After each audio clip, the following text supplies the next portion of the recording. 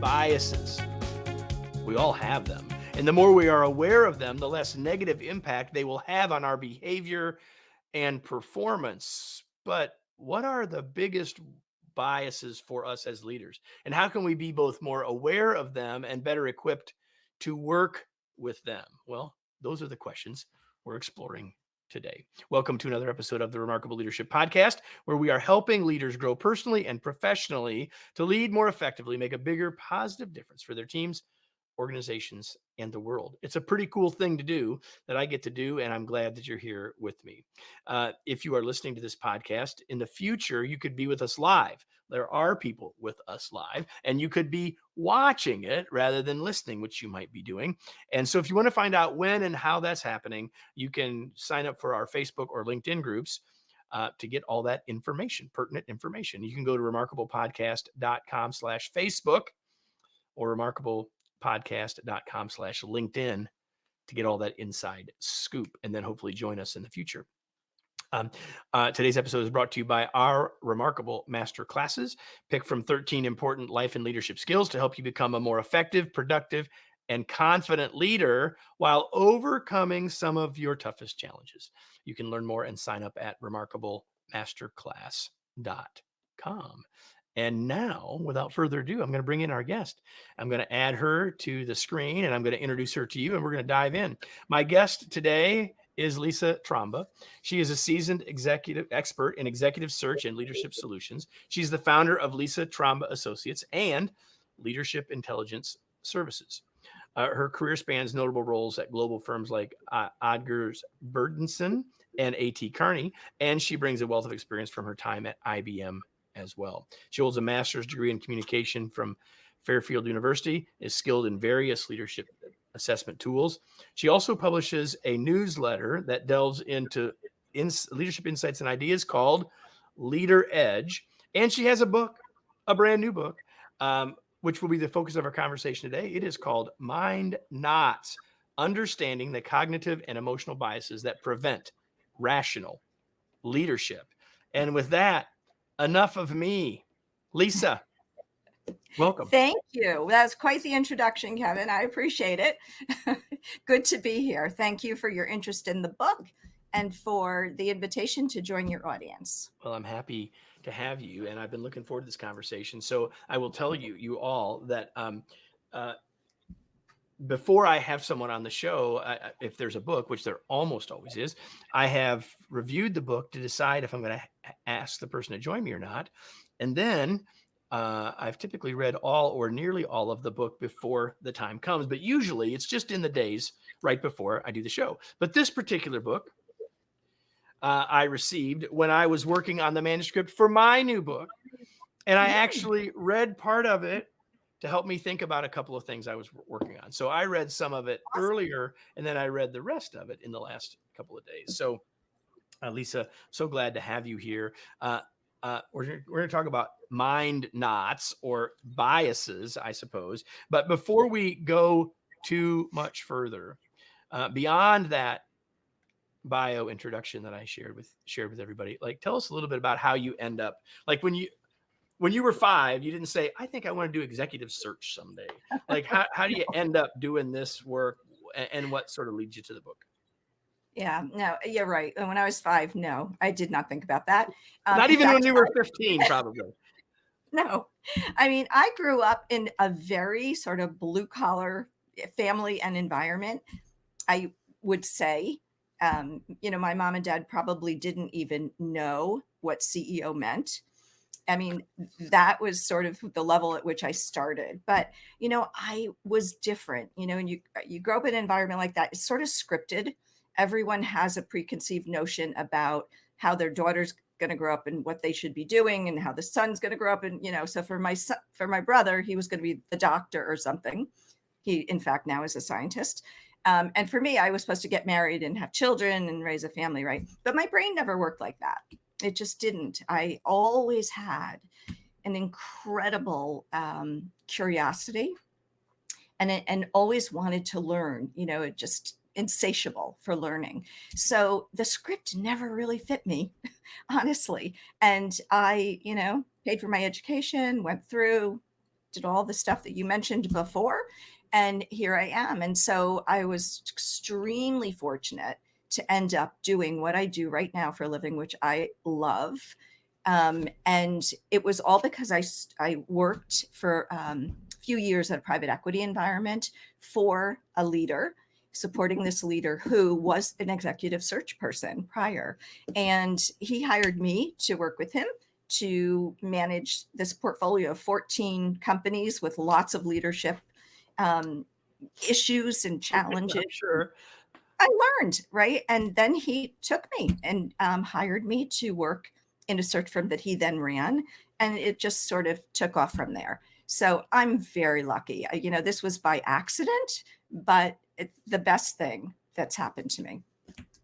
Well, I have found that while lucky things may happen, people make their own luck in terms of what they do when those things happen. So I I want to ask you something. I don't want you to take it wrong by any means, but there's a part in the subtitle that I think is probably not often mentioned, or even this idea is not all that often mentioned in books these days. I sound like an old person Mhm. when I say that, but it's the last two lines of the subtitle, which are rational leadership. So first of Right. all, what do you mean by rational leadership? Because that wouldn't be the adjective a lot of people would use today. So let's Mhm. make sure that everyone knows what you mean by that. And I know it was a conscious decision.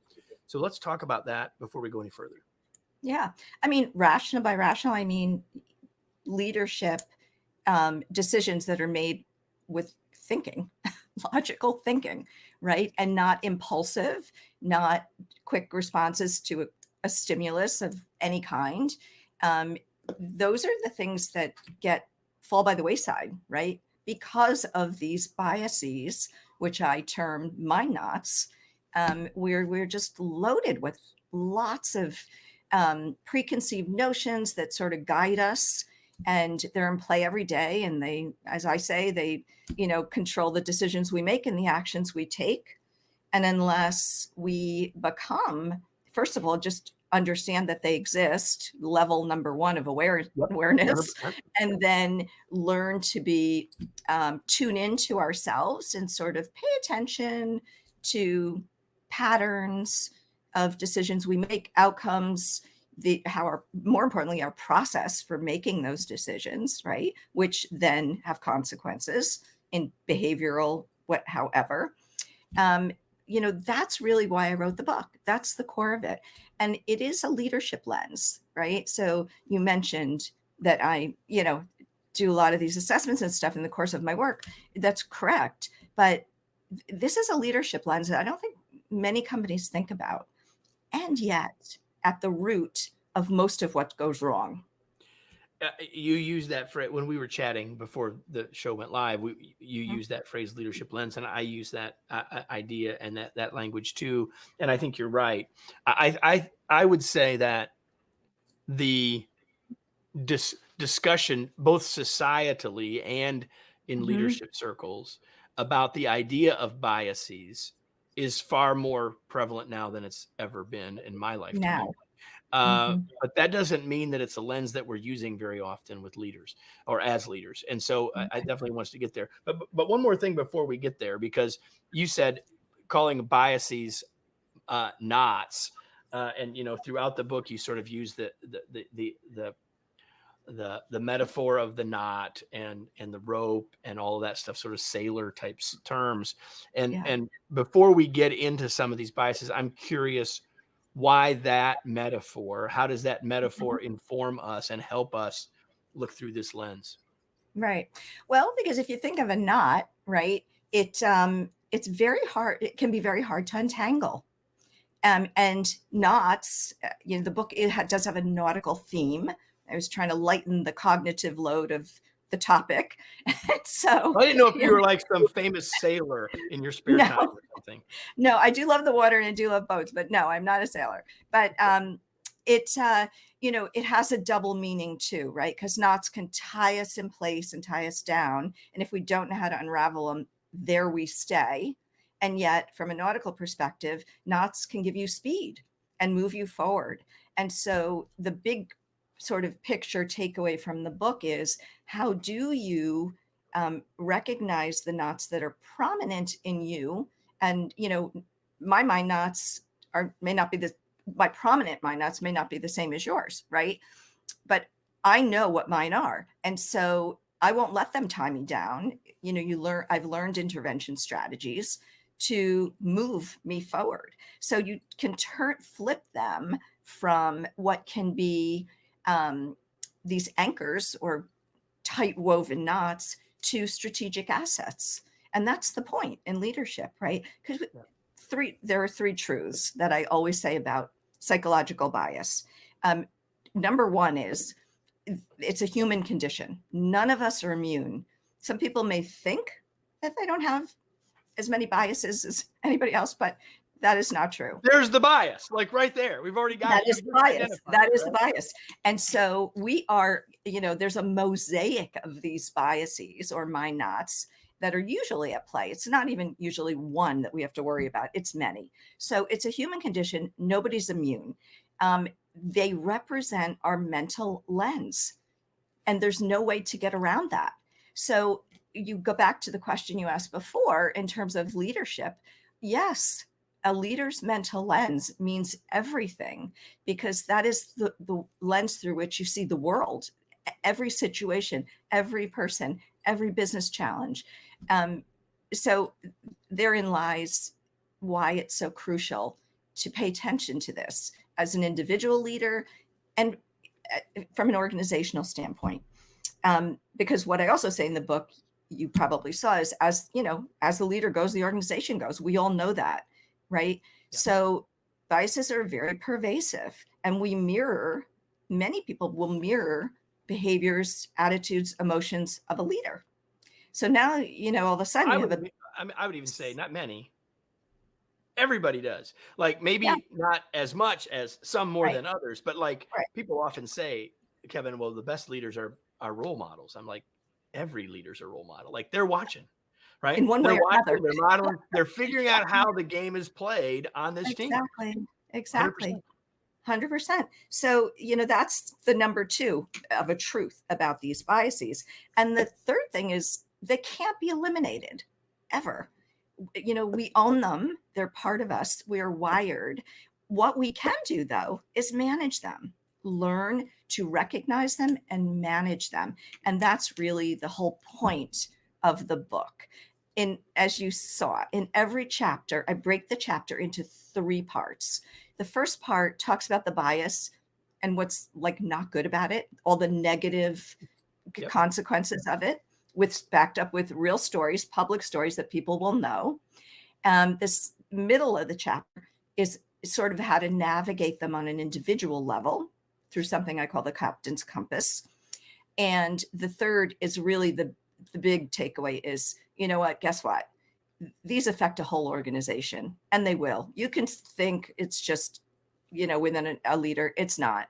So the third section of our chapter is a systemic approach to how to manage these, and how to, I say it's like we've met the enemy and the enemy is us, right? So a lot of the strategies in the book have been designed to protect ourselves from ourselves and to protect organizations from ourselves by putting in very clear things in place.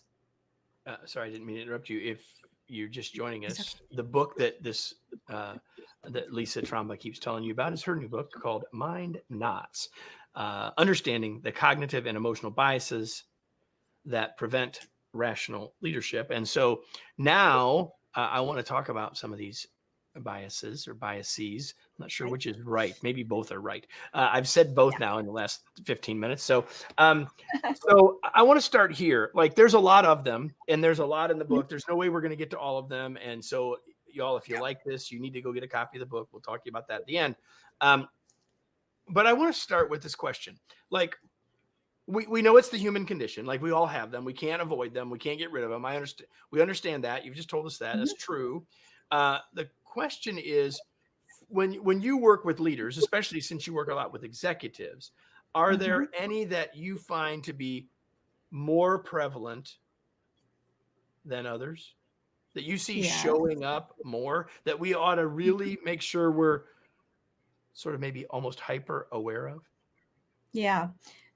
Yes, let me frame this. So there are over 200 that are legitimately recognized in the canons of behavioral finance. Um, I wasn't going to write a book about 200 biases. So, Thank you. You might not have been on the show if you'd written about 200. no. So, I mean, I paid attention. Listen, what I do for a living, I'm an executive recruiter. I get, have discussions with organizations and leaders who are looking to hire other leaders. And sometimes it's because a leader's done exceptionally well and they're moving up. Sometimes it's because they're leaving the organization. But by and large, most of the time, it's because there's a problem. And so I'm a They're great leaving, but not of their own accord.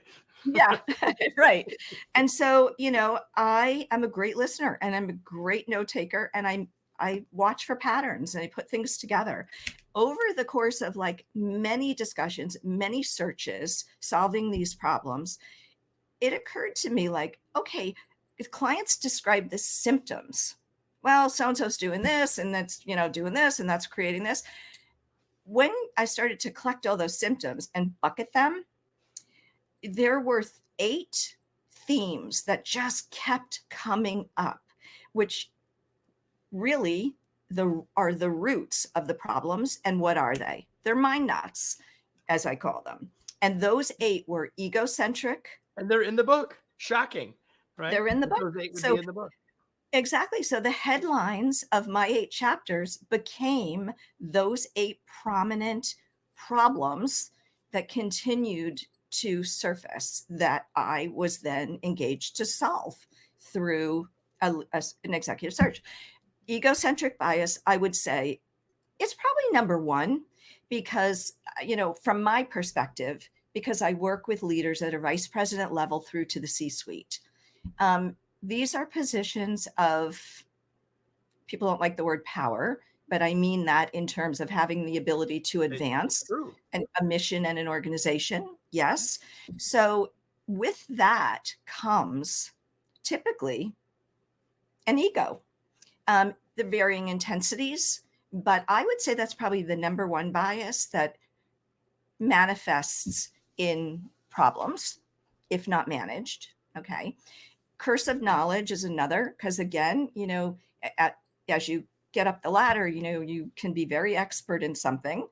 And that presents itself in communication problems, understanding how to unravel your knowledge knot to be able to transfer the knowledge to a team or an organization or whatever. Control, another one. And the manifestation of, I mean, people think, oh, I got it. I can control this. And we can't control external factors. We could We can influence them. We cannot control we them. can influence them and we could trick ourselves into thinking we have that control. We do not have that control. So that's a big one. And that manifests in micromanagement, trying to control people like puppets and big issues there, big problems. Conformity bias, another. Um, and I treat it in the book for what it is in terms of, we know what conformity means. But, with all these biases, by the way, I look at them as where's the risk and where's the treasure, because they do have redeeming qualities that are associated with them. Yep. Conformity is one of them. So conforming in the context of group decision making, not a good thing, right? That's groupthink. Those decisions generally are never good. Conforming to a purpose of an organization, a mission, a higher purpose, that's a good thing. You need people in the company that are on board with that mission. So I make that distinction. The others are optimism bias. Again, huge asset to leaders, but comes with huge risk too. Belief bias, same thing, tied to certain beliefs that, lead us to ignore information, other people, risks, the whole thing. Intuition, one of my favorites. That I probably don't have to say a lot about that. And I have a high intuition bias, but I now know and have learned that got to pair it with logical reasoning, right? Listen, you have an intuition bias, and you wrote a book that has in the subtitle the words rational leadership, right? Yes. Which means that you're aware of it. You overcame it at that level, because we can start to think about these in Yeah. some ways as tensions, right? The Yeah. tensions between them, and you've done something else in the book around these to help us think about how do we mitigate and how do we navigate around them and all Mhm. of those sorts of things. But you know, you can start to see how these become tensions, and certainly They are. that idea of almost like knowledge versus intuition can kind of Mhm. be on opposite ends, and we might lean one way or the other. I really want to. You identified most of the eight. You talked at least a minute Yeah. about them, but there's a couple of them I want us to talk a little bit more about. Um, and I want to start with, and you said it here, you said the control bias, but in the book you call it the illusion of control bias, which is what I love That's about what it, it is. because it Yeah, is an illusion, right? it is. Even though we may have, as a senior leader, have a lot of power, right? Mhm. We really don't have control. We think we do. We like to act as if we do, and yet Mhm. it's an illusion. So talk about that one in terms of how, like, we're talking to all the people that are watching us now, that Mhm. are listening to us anytime in the future. Like, how might they, let me just start here and say, here's my observation. It's Okay. easy to see all these in somebody else. Like, if you read Lisa's book, Mhm. oh, yep, that person, yep, that person, yep, that person. That's But right. but that's not what we need to be thinking about here. I mean, other than as an example, and of course you do that in the book, Mhm. but we need to turn the mirror around. Yeah. So my question is on the illusion of control bias Mhm. specifically, how might that, what might we be seeing or noticing in our world, in our work, in our Mhm. leadership, that might help us see that in fact we have that bias? Yeah. So from an individual perspective, it's going to show up because you're going to have people who generally will probably be micromanaged. That's a very rippling effect in all bad directions. So that affects morale, right? It affects, outcomes, productivity. It affects teamwork, everything. It's disabling. Let's just say that. Micromanagement is disabling. So So can we say then in channeling our best Jeff Foxworthy, if people call you a micromanager, it's a you might clue. have the illusion of control bias. Yeah. I say biases leave clues, right? You just have to know, you have to notice them, right? You can notice them if you become aware and you develop and you become sensitive and kind of tune into yourself. But you know what? Other people will tell you in one way or another. It'll show up on a 360 review. It'll show up because people will leave the company. There will be clues. And the question is to get past those symptoms that I was talking about earlier and get to the root cause. What and oftentimes it's because of the way someone's brain is wired. It's because of their mind not that and keeps them in a scripted way of responding or leading or managing instead of paying attention to what the clues that are all around them that maybe it's not really making them the most effective leader. So now you've said this several times. I'd said this in the introduction as well. Mhm. The idea of we've got to become aware of them. Yeah. Um, what? So I asked you that very specifically about the illusion of control, but beyond that, like, what are some ways Mhm. that we can more aware? Because all the research says that most people think they're self-aware, and none of us really are Yeah. none of us are as self-aware as we think we are. Yeah. Like, Right. how can we become more, especially as it relates to these biases, because these biases Mhm. are blind spots until we're aware of them. So Huge. what's two or three pieces of advice Mhm. that you could give us to help us build awareness across any or all of them? Yeah, right. So at first it starts with you have to have an interest in wanting to be self-aware, right? Self-awareness is like the main thing in emotional intelligence. You can't make much progress in many directions unless, you really focus on that first. So how do And if you people have an become egocentric bias, you might not be hard? interested. Just saying, right? Usually not. but the higher the level of someone's emotional intelligence, the more they will perhaps consider that they are not the ones with all the answers, right? And, here's how I frame it for my egocentric leaders, right? There's a huge need for recognition, status, all of those things, the fame and fortune stuff. So, fame and fortune, all that, like that's a huge driver for an egocentric person. Um, so, my response to people where I see that, and I'm trying to coach them through it and just open their mind to consider that maybe this is getting in their way. I sort of position it as, listen, fame and fortune is like an individual achievement, and it's, can be short lived. Legacy, on the other hand, is enriching more than the leader. It's enriching theoretically an organization and maybe beyond the business Right. ecosystem. So Right. if you are on the mission and thinking broader than self-driven interests to enrichment of others and an entire organization, ecosystem, et cetera, now you're building a legacy. And so that resonates because now you're flipping like my individual fame to, wow, if I can enrich a bigger group population, that's pretty That can special. still feed that ego, but in a Yes. more Right. outwardly valuable way. Right. So in terms of back to how we build awareness, I sort of took you off Awareness. track there. Yep. So we have to be interested in building our self-awareness. What else do we need to do? Yeah. So there are things that do happen. There are tools. So assessment tools really help somebody because it's like putting a great big magnifying glass right on you, right?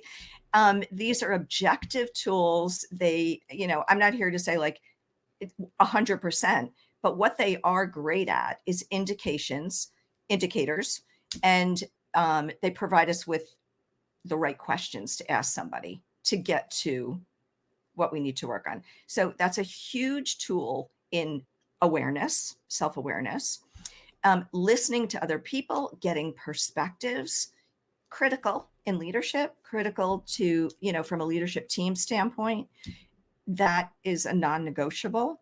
And as you pointed out, and that is the truth, it's hard for us to notice these biases in ourselves, but we can very readily notice them in other people typically.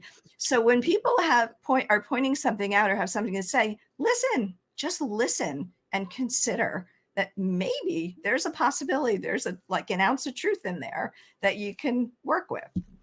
Especially if you hear it 716 times, everybody. Yeah, Like if one person says you're micromanaging, that could be there's a disconnect between your style and theirs. But if you keep hearing it, right.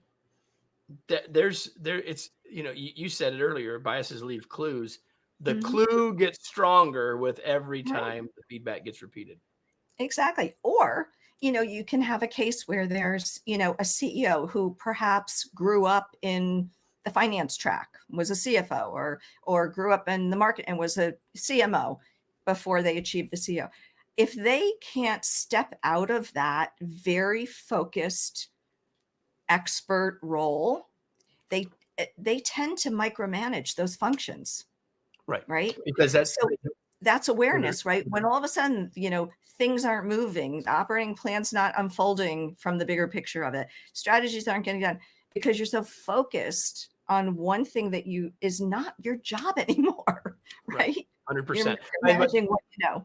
And that's true at the C-suite, and that's Yeah, also true with frontline leaders. That happens everywhere. We got to be really careful about that. it's a big thing. Yeah. Lisa, you and I know, I knew this before we even met, that we could have a long conversation about this, but all good things must come to an end. So I need us to move into a couple of final questions that I like to ask my guests. And one of those is, what do you do for fun? So I love to be outdoors and I love to read but all the time, anytime, anywhere, anytime. But I love the outdoors. So I'm a huge gardener. I love to nurture things. That's probably has a lot to do with what I do for a living. I love to nurture and grow and, create beautiful things. Um, those are probably my two big things. Yeah, I golf a little bit. Can't say I'm a great golfer, but we're working And on you're it. not a sailor. Surviving. Like I thought I was going to hear sailor out of all this. So you did mention reading, and you did know that I was going to ask you that because you did your homework. So my question is, what are you reading right now? Yeah. So right now I'm reading. The book is called Neuro Habits, and it's excellent because it ties in it with exactly what I am all about and studying and talk about. It's written by Peter Hollins, and it's about he goes into more about how to rewire your brain, right? Different um, ways that he suggests that people can do that. So it's very related to what I do. The other thing, that's more of a book I'm listening to. So when I told you I love to like read, and I'll do it anyway, anyhow. In the car, when I'm walking, I'm on Audible, right? I'm listening to my audiobooks. The book that I'm actually reading and holding in my hand right now is Mastery by Robert Greene, which is an excellent book. I'm just sort of in the beginning stages of it and love it already. And a newer book that came out by Shane Parrish called Clear Thinking, which is fascinating. And I'll tell you why, because we talk about we're speaking the same language. I'm talking about it in terms of mind knots, a little bit of a different angle. He's talking about it from clear thinking. Right. We're headed in the same direction, but we have some of the same stories in the book too. It's remarkable. I have not read Neuro Habits. I have read the other two. I recommend the other two both highly. So Yeah. I will recommend to all of you 4 books: Mhm. Clear Thinking, Mastery, Neuro Habits, and Mind Knots. Tell us where we can connect with you, find the book. Like, where do you want to point people before we finish up? Okay, thank you, Kevin. Yeah, I mean, LinkedIn is probably the easiest and the best way. And by the way, I did create a companion website for MindKnots, which is mindknots.co.